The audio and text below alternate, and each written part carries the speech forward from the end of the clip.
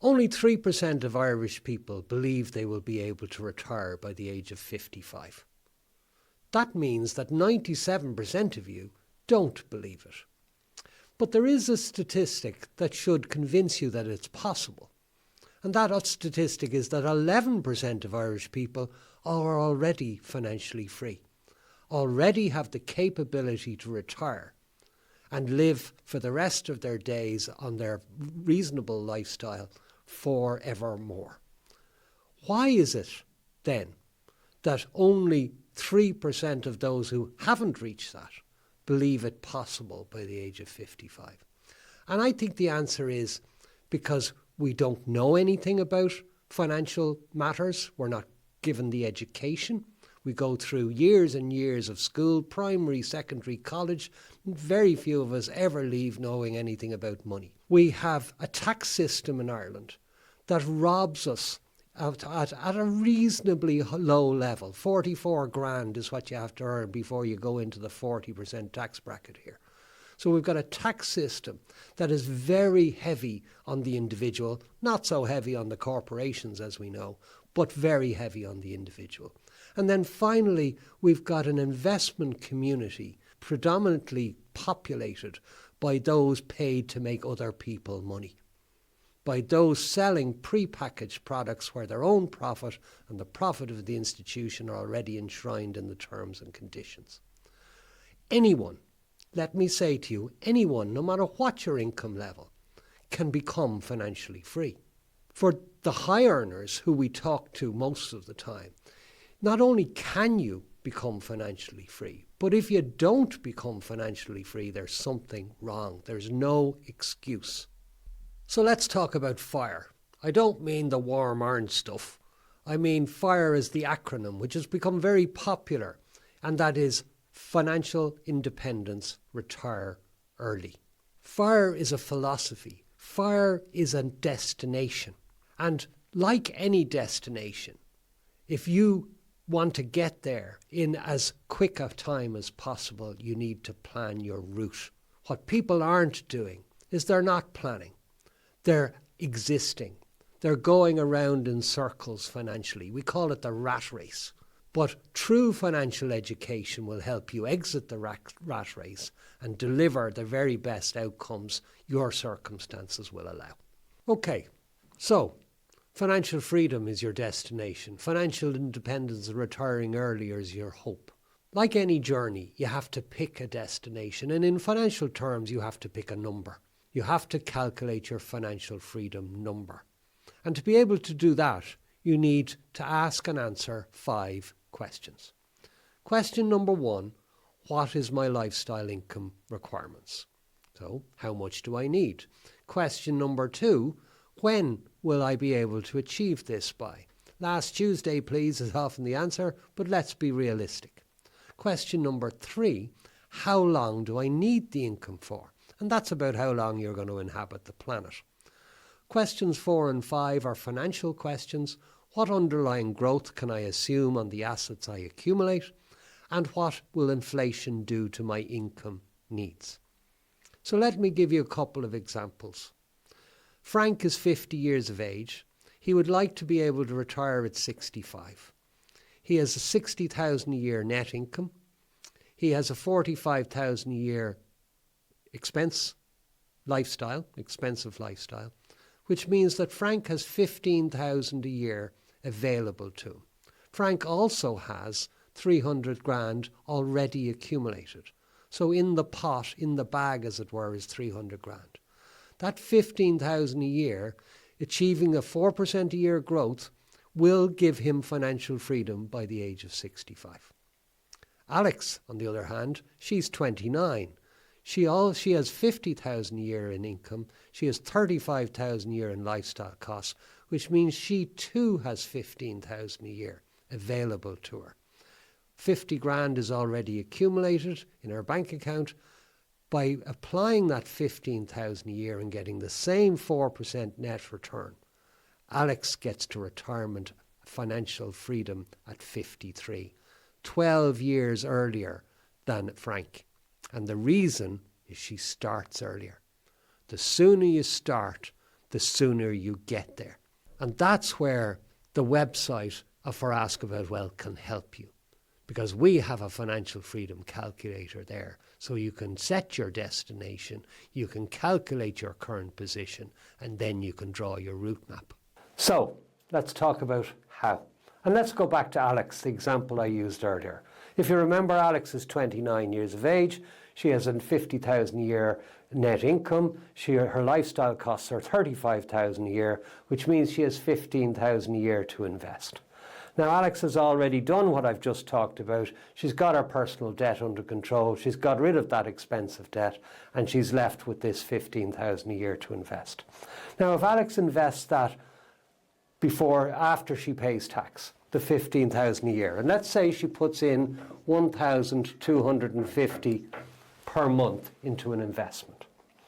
And let's say that investment gets a 6% a year return before tax.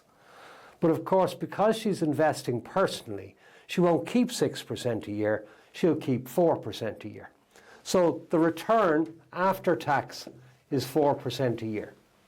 In 20 years' time, that money will be worth €460,000. And that brings Alex to her financial freedom target in that 20-year period. But if we focus on how, let's say instead of doing this after tax, she did it before tax. She decides she's going to put the $1,500 a month, or $1,250 a month, $15,000 a year, into a retirement scheme.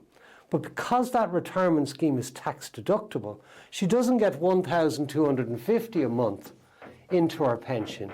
She gets $2,083 per month into the pension. She still comes out with $1,250 a month less because of tax relief.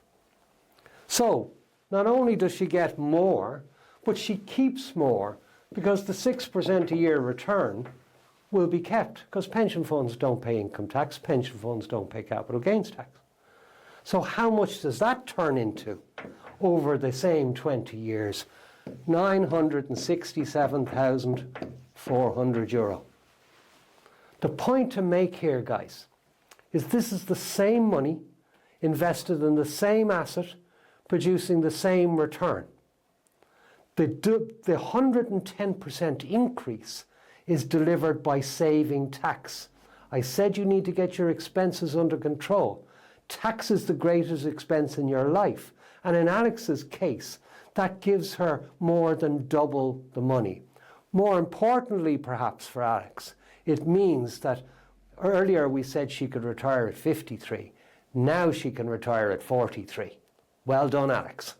Let me interrupt this podcast for a moment. Do you know how to create wealth? Do you know how to limit your taxation? Do you know how to protect that wealth when you do create it? Well, if the answer is no, our masterclass is for you. Over 12 modules and 36 videos, I will personally teach you how to create wealth, how to minimize your taxations, how to protect that wealth when you create it. Check out the link below, and now back to the podcast. So, retirement funds are the low-hanging fruit. Retirement funds are available to every taxpayer in this country. They're available on the high street. They're available from specialised brokers. They're available in different EU jurisdictions. Depending on you, depending on your circumstances, depending on your ability to pay, will dictate which retirement fund. But of course, there are other tax-exempt ways. Now, my suggestion to you is fill your boots on your pension fund first. But once you have filled your boots, what else could you do? You've heard me talk about EIS. You've heard me talk, EIS is Employment Investment Incentive Scheme, allowing you to invest money and get a full tax rebate. Sure, investing in your own business, allowing you to invest money in your own business and get up to 6 years PAYE tax back, and other methodologies. So the strategy, it ain't what you do, it's the way that you do it. And as you saw for Alex, changing the way she did something either doubled her money or shortened her wait time by 10 years. Now, we're talking about expenses here, tax being the greatest expense. When it comes to investing, the second greatest expense is fees. fees and charges. And the problem with many financial products out there, especially those available on the high street, is that some of the fees are very obvious and some of the fees are less obvious. And it requires an impartial individual who can take those products apart for many and show you the fees. So it's not just about what investment, it's not just about equities or property or bonds or cash. It's about how much are you paying in costs. And one of the easiest ways of identifying costs is to, instead of when you're talking to an investment person, instead of getting a quote from them, get past history from them. Ask, if you're putting 10,000 into something, ask, and you're expecting a 10-year or 15-year or 20-year investment term. Don't ask what is the expected return. Ask what would have been the return if I'd done this 10 years ago. What would have been the return if I'd done it 15 years ago? What would have been the return had I done it 20 years ago? So you're getting real returns, not estimates. Because unfortunately, especially here in Ireland, the product providers, what they can quote at as an estimated return is not dictated by their history. It's dictated by maximums available under Irish law. So I can tell you there are many, many people providing quotations out there at returns, projections into the future that have never been achieved in the past. So the past is your guide, not the future. I'm not a clairvoyant, neither is anybody else for that matter, as far as I'm concerned at least. The past is your best guide to performance, not the future. So let's give you a simple example about fees. And here I want to tell you, you're going to invest €10,000. It's a once-off investment. You're going to invest it over 10 years. And let's say the fund you're invested in gets a 5% a year return, but charges a 1% per annum fee. So if there was no fee, the value of that fund in 10 years would be €16,470. But because of the fee, the value is €14,908. That's a cost of €1,562. That's what the fee has cost you. So we might think, and it might be provided to us by product sellers, is that a 1% a year fee is really only a 10% cost over 10 years, 1 by 10. But it isn't. And it isn't because the fee is compounding. And here you can see that a 1% a year fee costs you 15% of the investment amount. So if you can reduce your fee by 1% a year over a 10-year investment, you save yourself 15%. It's far easier to save money than it is to make money. Make sure you haggle over the fees. Make sure you understand all the fees. And if you can't do that for yourself, then hire an impartial individual who can run the numbers for you and do the negotiations for you. That's the beauty, by the way, of somebody who works for you, not for the company selling you the investment. If they work for you, they don't care what the company is making. If they work for the company, they care because the company is paying their bill. So, what am I saying? The first thing message I want to get across to you is that financial freedom is available to all. Yes, there are more zeros if you're richer than if you're poorer.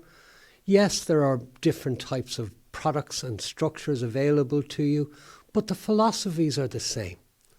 The philosophy is understand what financial freedom means in euro and cent terms. Set a target. Decide where you are right now. Calculate what your disposable income can be and how much you can allocate to this goal of financial freedom. And then get on with it. You've heard me say before, But I'll say it again, the problem with getting on with it is we're not offered education. We all leave formal education with little or no understanding of the financial world, little or no understanding of taxation, little or no understanding of how to accumulate wealth in the longer term. And that's, for one reason at least, why we've produced our masterclass, to give you the ability to do it yourself, to learn the lessons that you need to learn. Those lessons include pay less tax. Those lessons include make sure you understand the charges on products and services that are being delivered to you.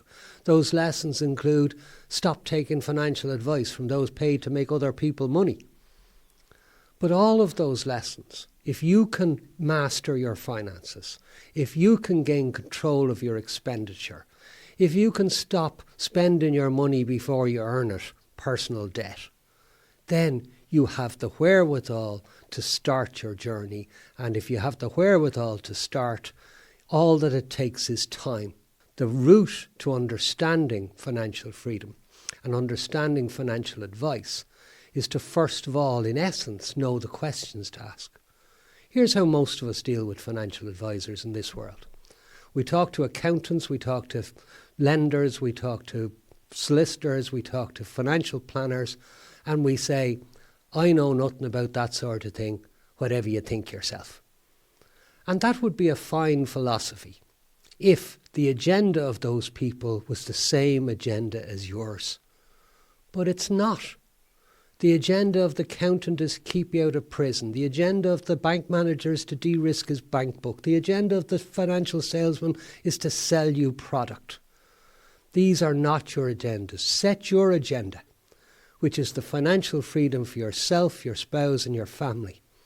And then ensure that any advice you do take is taken in line, in format with that agenda, not theirs. It only remains for me to once again thank you for listening today. Thank you for watching this video. And thank you in advance for subscribing to the website. We live and die, guys, based on your feedback. We work for you, so we care what you think.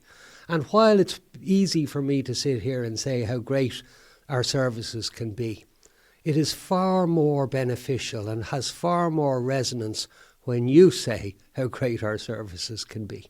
So please like and subscribe and watch out for the next podcast, which is coming soon.